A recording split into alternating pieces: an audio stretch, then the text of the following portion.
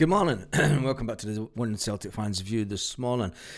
Celtic, 26 days ago, was it? Nearly. Lost their manager. They still do not have a manager.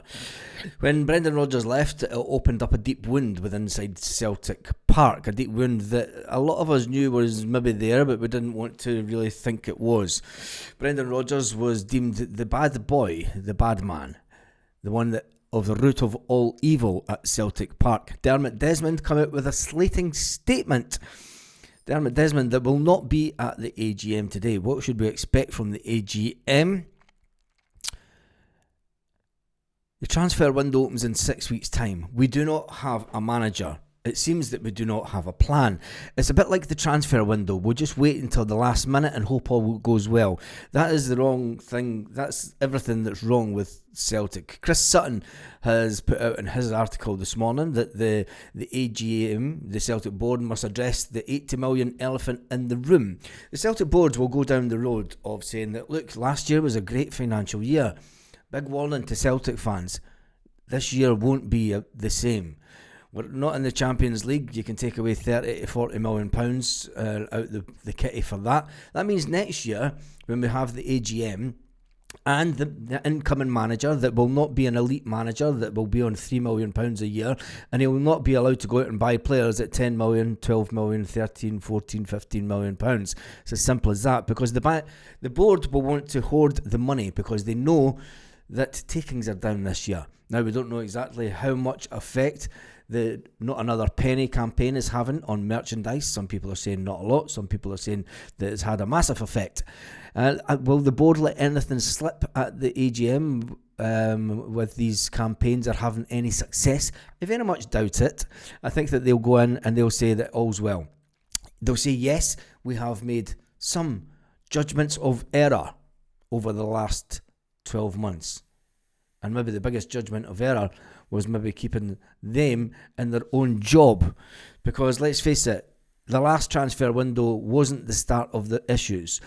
You could even go back to the winter transfer window, selling Kyogo Furuhashi and not bringing in a replacement. Having to go with Adam Ida, and everyone said it's okay, it's cool, we've got Daisen Maeda who could play as striker. A lot of people just covering up the fact that the board was inept and able to get in a suitable replacement, even though they knew that Kyogo Furuhashi wanted away.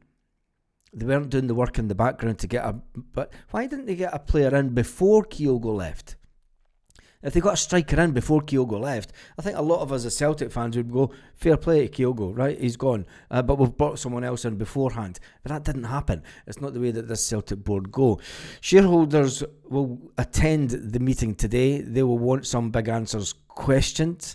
They will want the questions of some big answers from some big questions that are going into it today.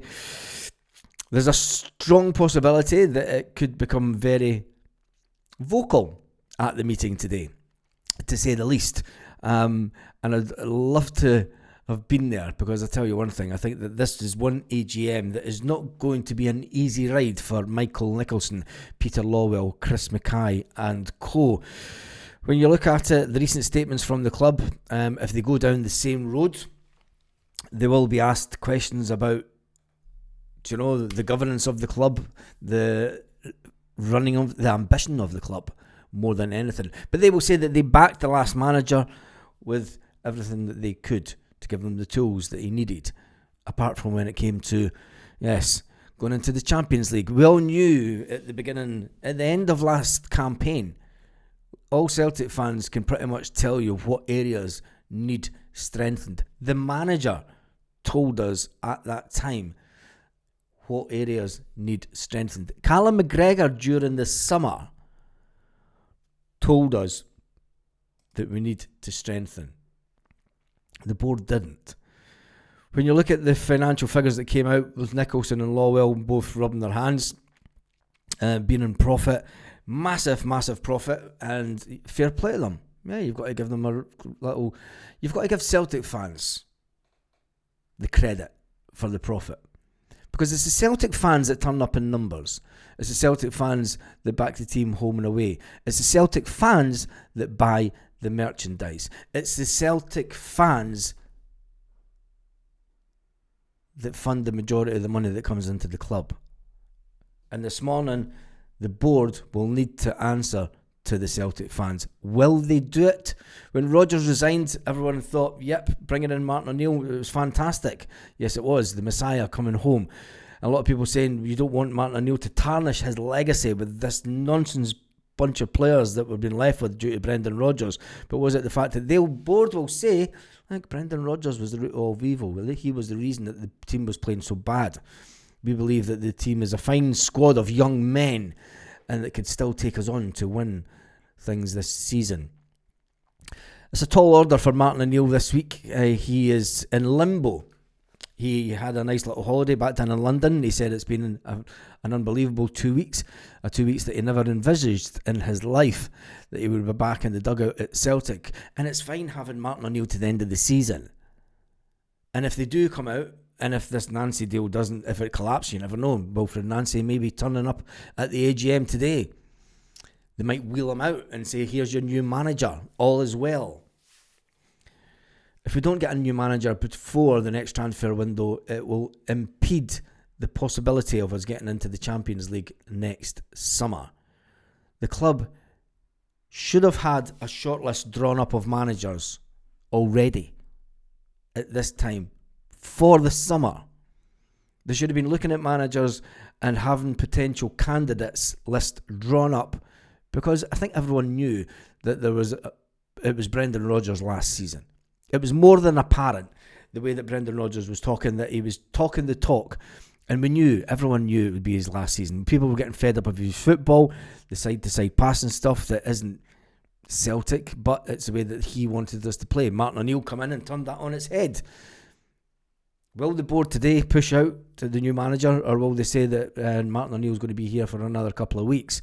And if it does, who then is picking the players that are on the transfer list to come in the next window? Because any manager that comes in now has the next 6 weeks before the transfer window opens to assess the squad, see where we're at European level, see what needs strengthened, talk to the backroom staff, if any of the backroom staff stay.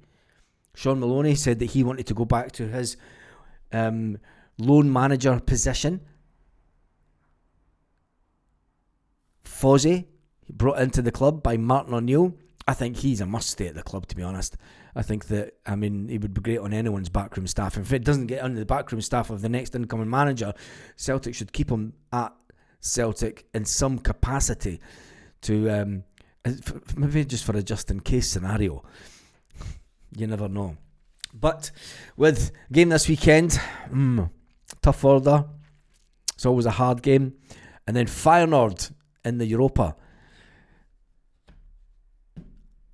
And then Hibs. Do we wait and bring the manager in after those games, or do you bring him in? There's never this nonsense that there's a hard game in football. Celtic has always been the case with Celtic that it's a must-win game. Every game is a must-win game. Right, let's get on to some good news this morning before we end the video. There's good news for Darren O'Dea. Remember him? He went down to Swansea to be on the coaching setup. He now finds himself in the dugout as being appointed interim manager. Just a little, and finally moment, because I think that Darren O'Dea, who left Celtic as pathway manager, and we brought in Sean Maloney. It's interesting that he's now become a manager in his own right in the interim basis. Another good point from yesterday's training pictures is the Celtic training footage obviously showing young Colby Donovan. Now there's a lot of really big headlines out there during the international break saying that Colby Donovan, it looks like that he may have a long-term injury. I wonder who was saying that coming out of the Scotland squad. Because he seemed to be walking fine and he seemed to be training fine yesterday. But I'm sure whoever gives the update today, this afternoon for Celtic, whoever gives, and I take pity on Martin O'Neill. And to be fair, you're probably better making sure that if it is Wilfred Nancy that is to be the next Celtic manager, the last thing that you want him doing is coming in to Celtic this week, coming into an AGM that's going to be quite toxic. rather toxic in fact, and then having to deal with the press and the media and the aftermath of the AGM. So maybe Celtic are just playing slow ball because they don't want that to affect them. And they know that Martin O'Neill has got broad shoulders for his old age of 73-year-old. I think it's terrible Celtic putting such pressure on an old age pensioner to bear the brunt of not only the media this afternoon after the AGM, but also bear the brunt of the fans. Martin O'Neill should never have been brought back to the club to face chance of sack the board, especially after what Martin O'Neill did for the club and the fantastic run that the club had under Martin O'Neill. But you have to remember, it's pretty much the same people that were in charge when Martin O'Neill left. The same people that didn't allow Martin O'Neill to take the club forward even more. Even though that people say that Martin O'Neill put us in X amount of debt, getting a run in the Champions League shows that the finances of the club can change really, really quick. The year that Martin O'Neill got us to Seville, we were put out the Champions League. I'm not saying that we're going to win the Europa. Far from it. This team at Celtic just now are nowhere near capable of winning a Europa League. Nowhere near it. It's going to be an interesting day. I am going to try and go live once the AGM starts. There'll be stuff getting leaked all over Twitter, so we can talk about it live on air. Make sure you join me for that. 10:30 Celtic part-time. Maybe come on about 10:45. Let the AGM get settled down and all the hurrah. And let them get into their voting, as they always do. On that note, have an absolutely fantastic day, Celtic fans, wherever you are, all around the world.